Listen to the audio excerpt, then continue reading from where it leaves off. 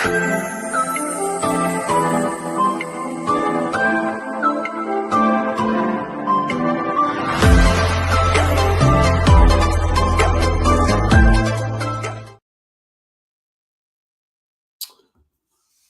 afternoon or good morning, depending on where you are. My name is Blaine Wright. I'm the acquisitions executive with Motel to Apartments. Hope everyone's having a wonderful Tuesday.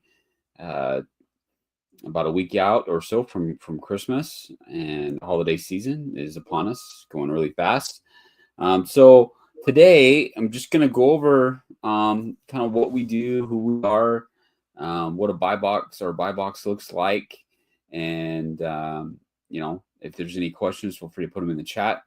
And you can reach out to me directly if you have any deals. So we're basically looking for brokers, agents, owners, investors that maybe have a property and over property that might be a fit for what we do and why we do it. So with that in mind, I'm going to share my screen here, and we'll go to the next part here. If I can make my screen work. There we go. Okay. All right. So basically, this is just going to be our buy box of what we do and why we do it. And just a little bit about ourselves. So we've been in this space for going on 5 years. Starting next year will be our 5th year. We've got 5 projects under our belt, all in the states of Arizona and Texas. And we'll go over kind of our locations that we prefer during this webinar.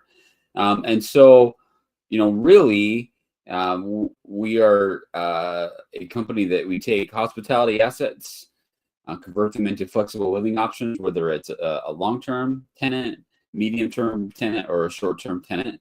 That is our model. And so we'll go through here.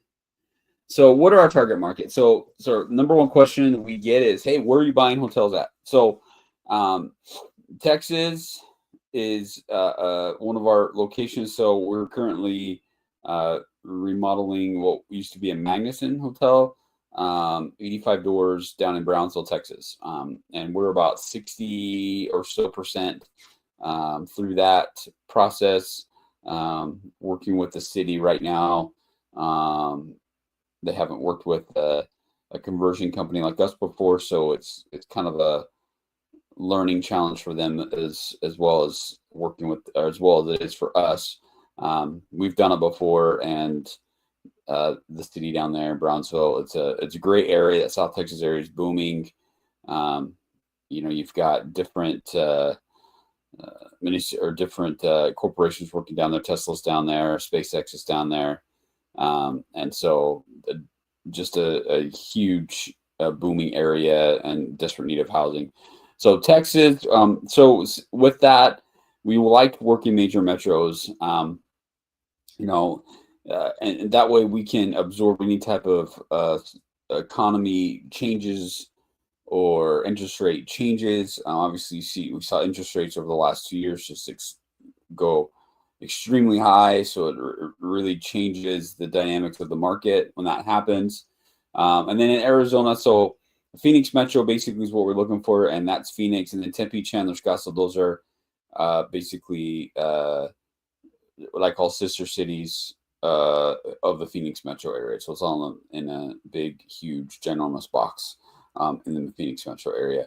And then we're also open to Sunbelt states. So Charlotte, Raleigh, North Carolina, Nashville, Tennessee, Miami, Orlando, Fort Lauderdale, Tampa, Jacksonville, Florida, and then Atlanta, Georgia.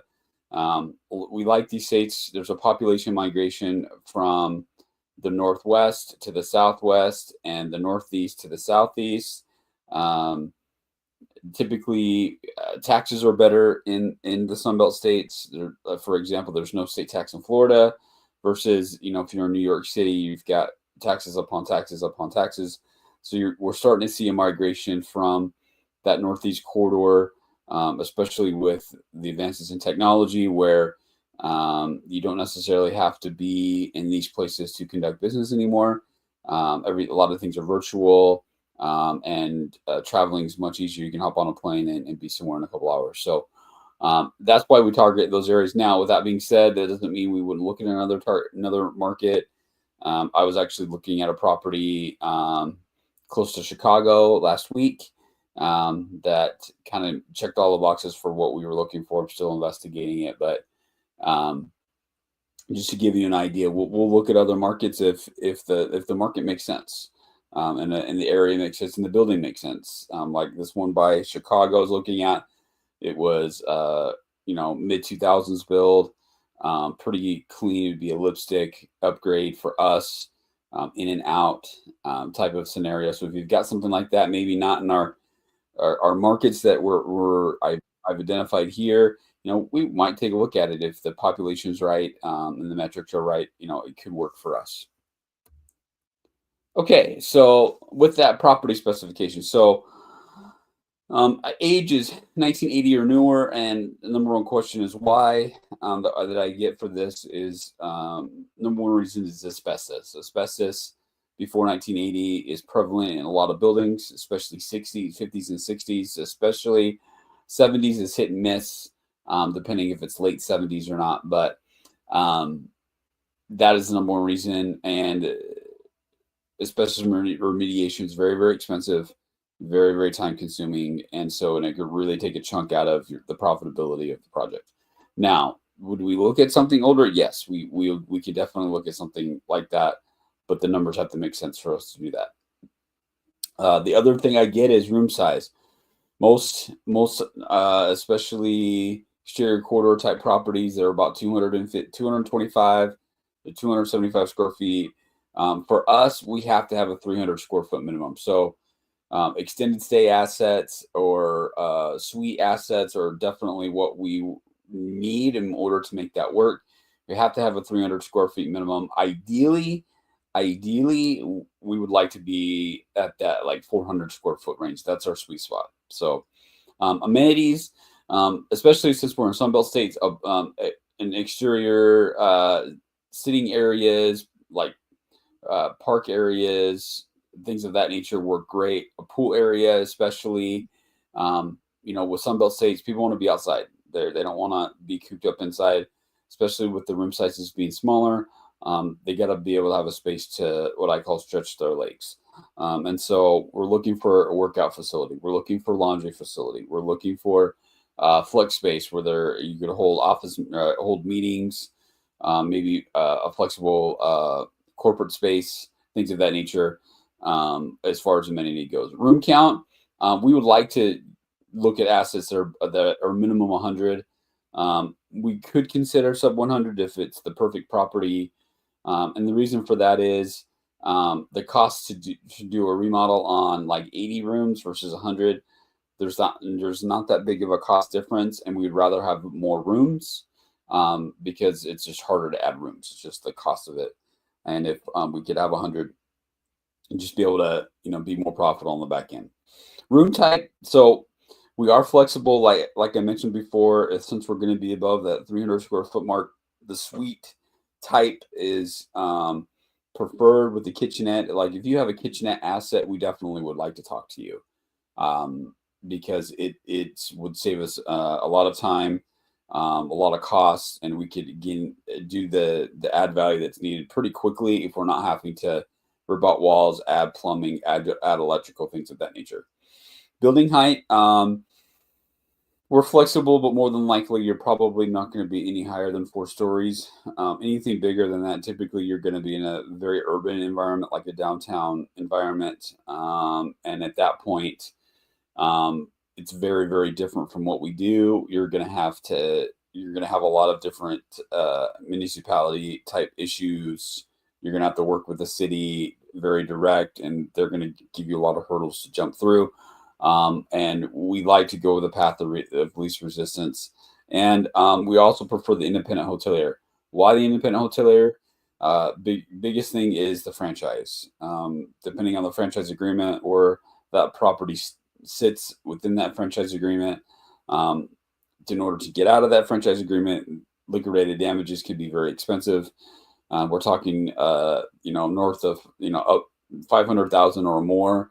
I've seen stuff that's 950,000.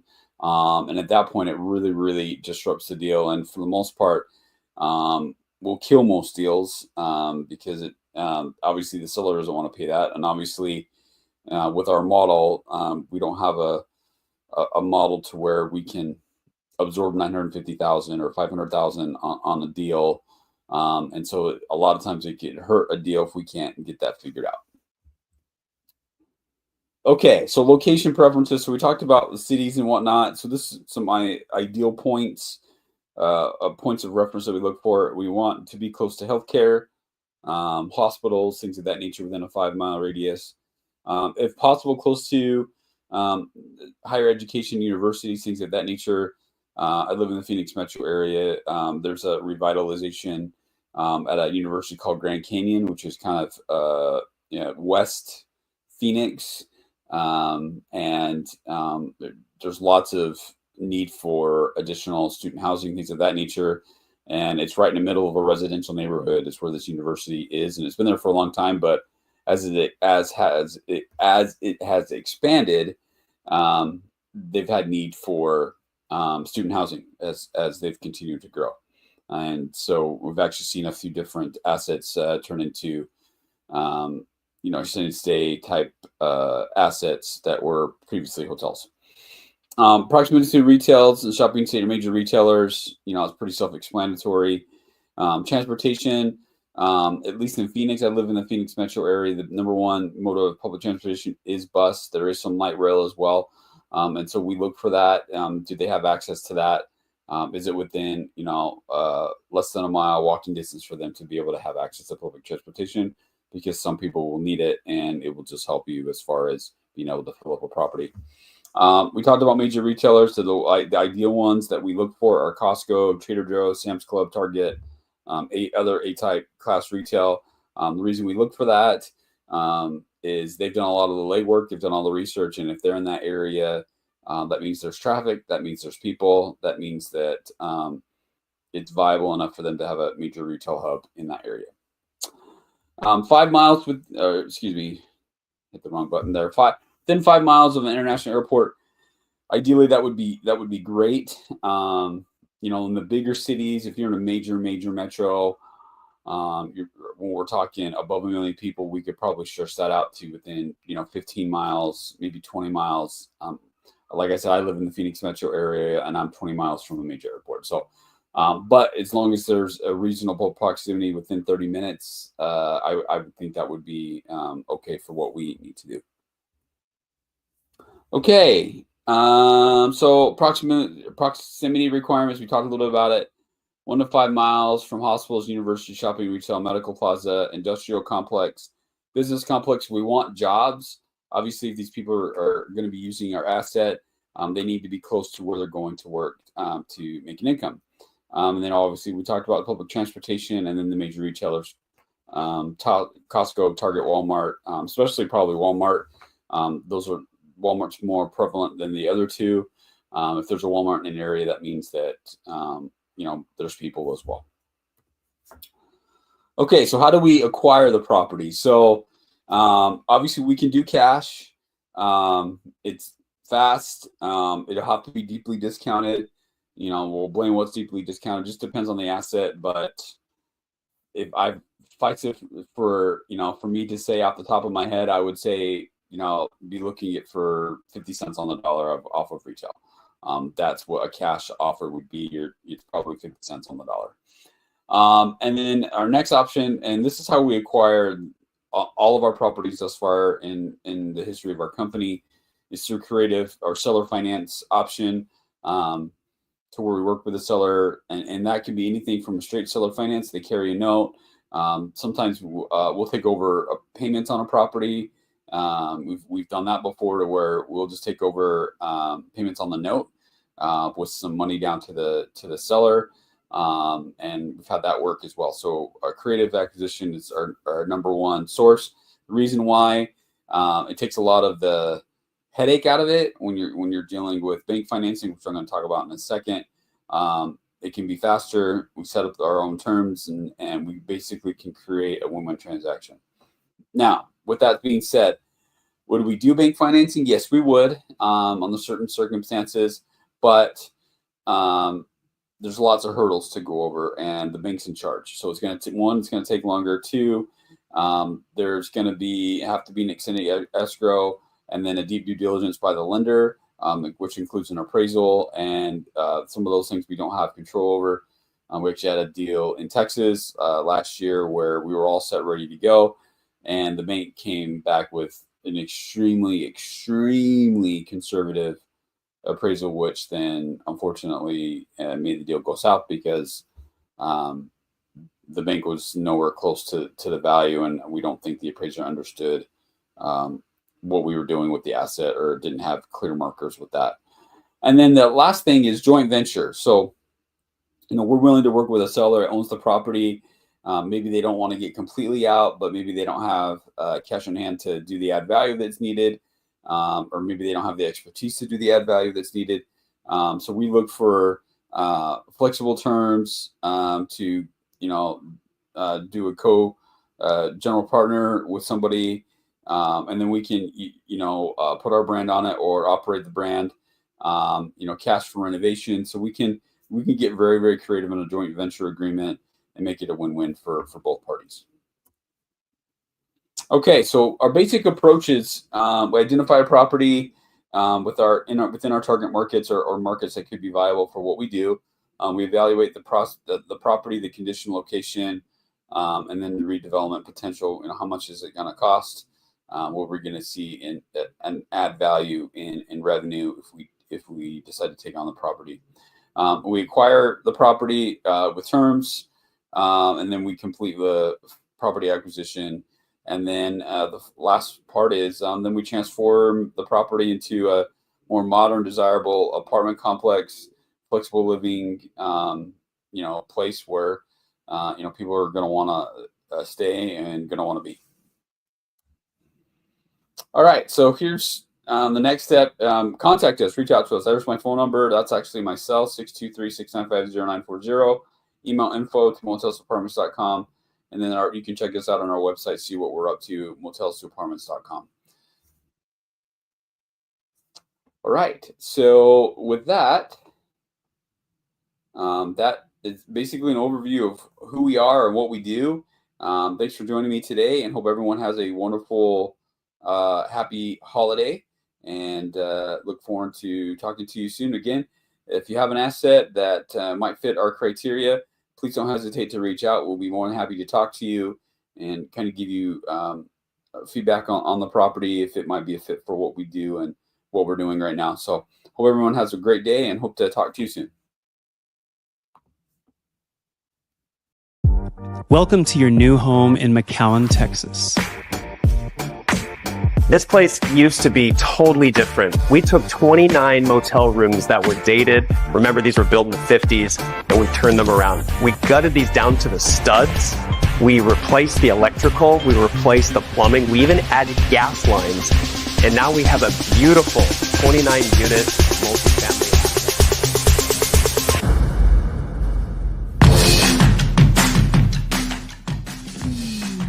So bear with me, there's a lot that we're packaging into this one offer for the resident.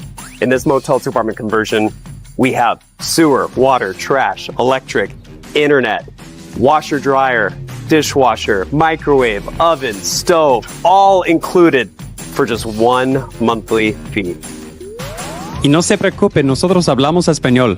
Go ahead and go to studiosonfourth.com, check out the floor plans that we have available, and submit your information. And just a friendly reminder, we have everything included: sewer, water, trash, electric, utilities, even fiber, high-speed internet. Submit your info, and we'll get back to you. Welcome home.